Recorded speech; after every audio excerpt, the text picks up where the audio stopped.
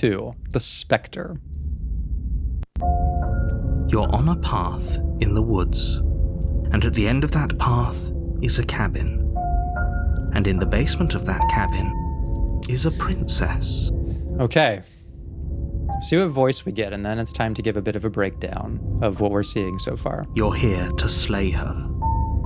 If you don't, it will be the end of the world.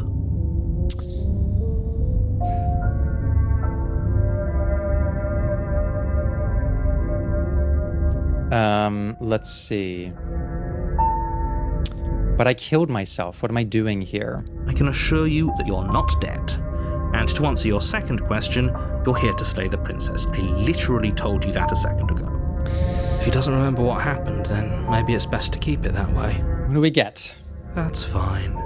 Very hard to kill her last time. We'll just do it again. Yeah. This game continues to be the perfect representation of how our reasoning changes and how we interpret our own lives when we experience things like a lack of choice, a damaged relationship, the voice of the cheated, for example. And the voice of the cold, this disaffected, like, this doesn't matter, we'll just do it again. Like, my ability to define my own happiness has been taken away from me. What matters anymore, right? And so it's time to bring in our final psychological perspective that I think is going to summarize one of the main themes that I have taken away personally from this game overall. And this is an approach and a perspective that is fundamental not only to my way of practicing therapy, but just the way I see life. And it is called, quite fittingly, narrative therapy. Okay. So if you have not heard of narrative therapy, lots of people have heard of cognitive behavioral therapy, and I brought in dialectics last time, schema therapy, gestalt therapy. There's all kinds of therapeutic perspectives, okay? And when I was training to become one myself, I was looking for what is going to be my main modality. And I came across narrative therapy because to me, it is under what I would say one of the existential therapeutic approaches, right? Which basically just means that it is focused primarily on meaning, right? It's not necessarily focused on modifying behaviors or cognitions, or skill development, right? Like DBT might be. Those things can happen as a consequence of this type of therapy, but its main aim is at exploring and understanding sources of meaning in our lives, right? And there's lots of different types of existential therapy, but narrative's focus is on how the way we tell stories about our lives, which the way we tell ourselves our own story tends to directly affect the behavior that follows. So you can basically think of it as, based on your experiences, we come to certain narrative conclusions about our life, right? Things where we define ourselves by those experiences. For example, the idea that I am a failure comes out of a storyline of seeing yourself repeatedly try things and have them not work out, right? All of your expectations, they never seem to be met. Your relationships don't work out. Opportunities stop presenting themselves to you. Like, it could be so many things that factor into this neatly packaged idea about your life that is born out of a complicated, massive web of other storylines that just lead to this. Okay, this is not the storyline itself, it is just the conclusion of the storyline. And we make a definition about ourselves from that. This affects our behavior because I can imagine someone who believes this, associating failure so closely with identity, is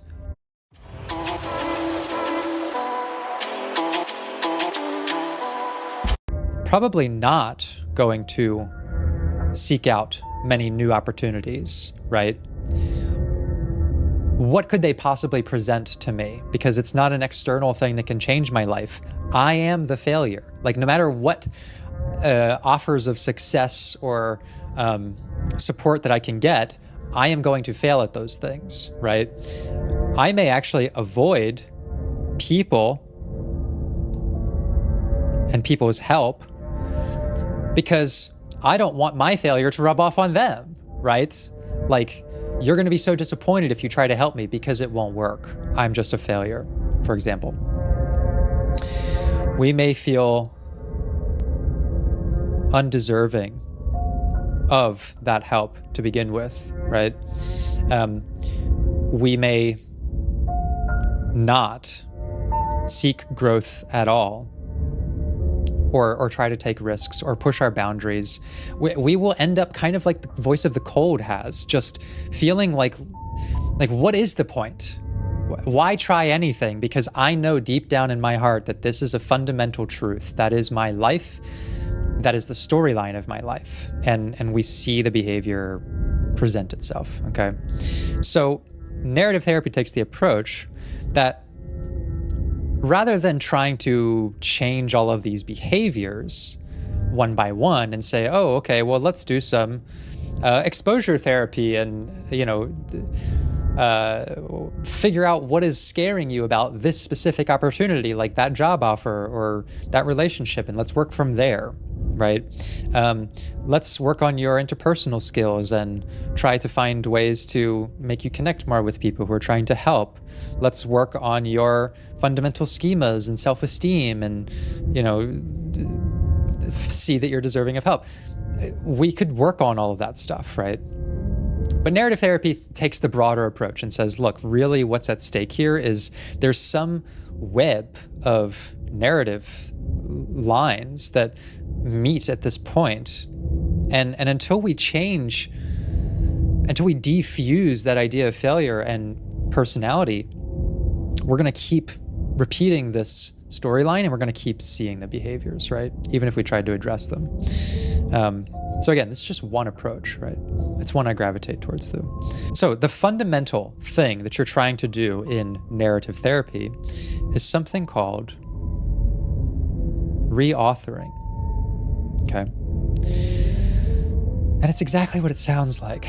You are trying to reauthor your experiences. Basically, try to tell a new story with the same information. Okay, narrative therapy is not an exercise of injecting new storylines into your life that actually lead to good things and good conclusions. It's not about that. It's not about denying any of the experiences that you've had. It's not about trying to minimize the severity of things like failure or trauma. It takes a very realistic approach. The goal is not to change the storyline, it's to change the meaning of the storyline, okay? And again, this is a very, very condensed explanation just because I want to make it really simple, but you could reauthor this idea of I am a failure to something that says I have failed, right? Which, remember what I was saying about the language the narrator using being really important, right?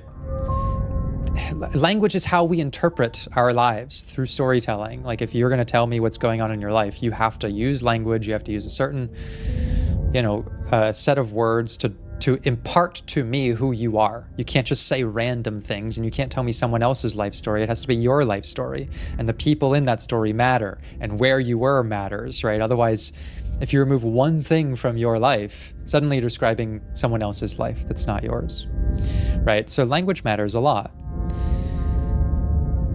If we were to reauthor this experience, like I said, we're not displacing the idea of failure from your life. We're still acknowledging failure, actually. We're giving it the same central role, which is that it has driven us to the question of change. We're just answering that question here with a no, and we're trying to answer the question of, can I change here with a yes, right? That's all we're trying to do. And we'll see different behaviors from that. I'm seeing some cat activity, though, which takes full precedent over the background there. I have given her the story into something, I know it. Choose the right thing and get down from there. Anyways, what was I talking about? Oh yeah, psychology. We're trying to reauthor this experience, right? We're not removing failure from our life at all, right? But the behavior we're going to see from this is someone who might actually be open to new opportunities. Okay. Failure is just an event in this storyline. It is not fundamental to the person. We may be more receptive of people's help. We may seek them out. We may actually give them context about how we have failed in the past so that they can help us better, right? We may be looking at failure as something open-ended, like here are the ways that I have failed in the past, right?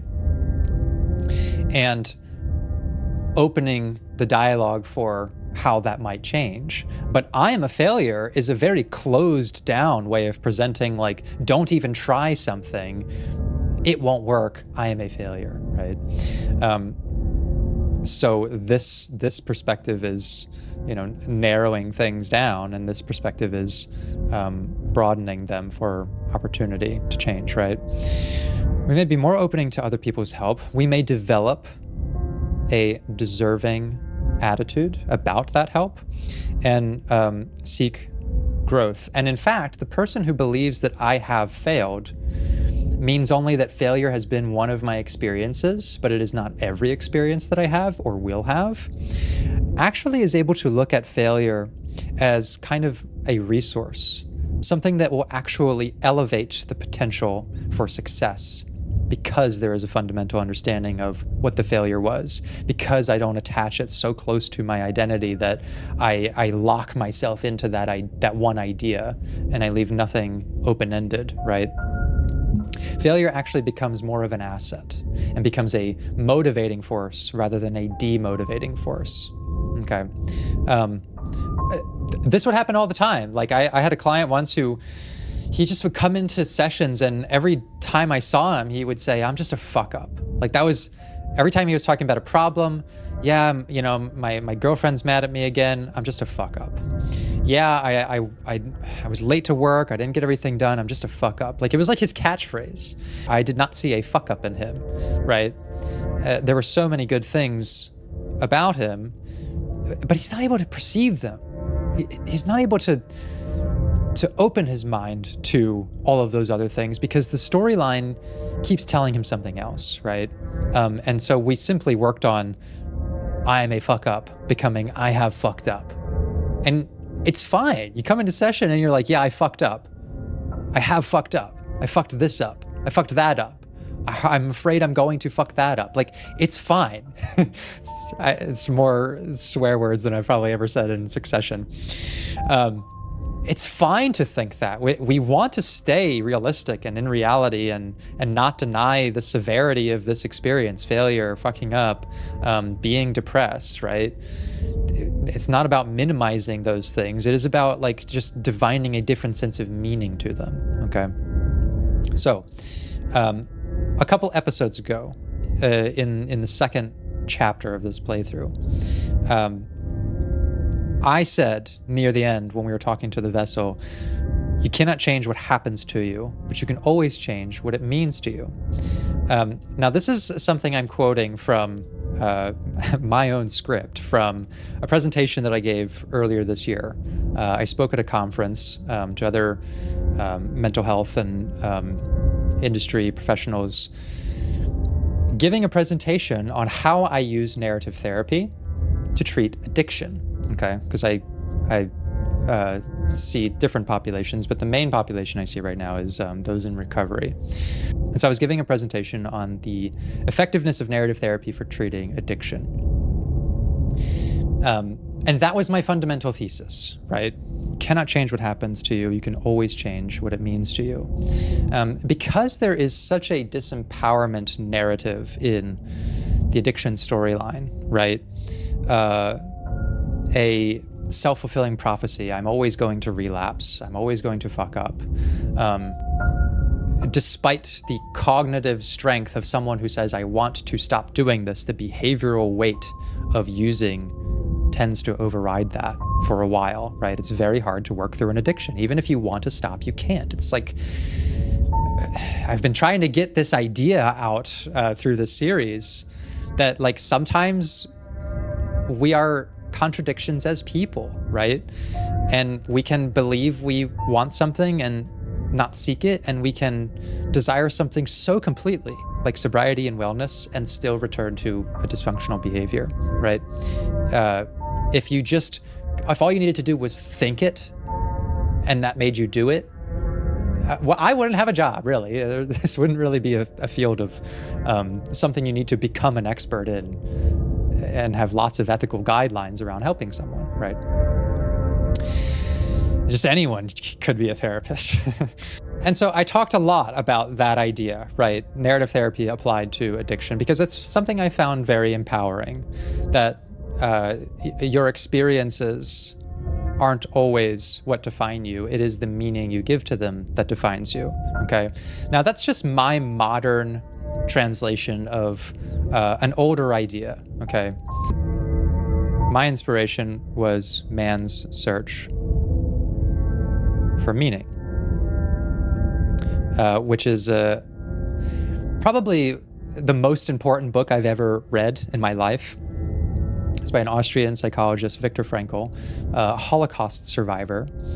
And it is his experience of living through the most abject human suffering possible, where all of his human rights, his identity, his clothing, the food he eats, like just every possible thing that you normally have freedom of choice over is taken away from you, and you're insulted and beaten and so many other things, and people are dying around you, right? It is just like the worst possible life condition that one could imagine. And it is his story of still working to find meaning in that experience, learning that no matter what is taken away from you by anyone, any figure, any force, any political regime, you have the final authority over what gives your life meaning. And that meaning is in some ways amplified by the amount of suffering that you experience, or at least gives you deeper access to it, right? It was his way of making sense of a situation that fundamentally does not make sense. Why we could do such horrible things to each other, even though we are both people, right? And this is a very life-affirming book that I think everyone should read, because it puts into context and focus the thing that we are all looking for, and tells us that no matter how bad things get, that thing we're all looking for is always available. And his life is there to prove it. I believe somewhere in his book he quotes Friedrich Nietzsche, who said, "He who has a why to live can bear anyhow." Right? So it's kind of just that. It's that idea, right? It's just my spin on it. In a way that makes sense to me, which is basically to say, when we have meaning behind our actions, we can endure basically anything and still find a way to go through it, right? I'm bringing all of this up and this perspective on narrative therapy because I think that that's one of the fundamental themes of this game, which is we have been trying to divine from our experiences a sense of meaning. Like, where does it come from? Maybe meaning comes from making my own choices when someone's trying to deny me that choice. Maybe meaning comes from defending ourselves when we're under attack. Maybe it comes from finding companionship and relating to someone who's trapped. Maybe it comes from making amends to someone we've harmed, in the case of the thorn, right? We've tugged at all of these threads, trying to find a sense of meaning. And that's where the narrator has come in. Like I was saying, to his role in the story is, no, I am the one who decides for you what your life means, what potential conclusions it can have, what happiness should mean to you, right?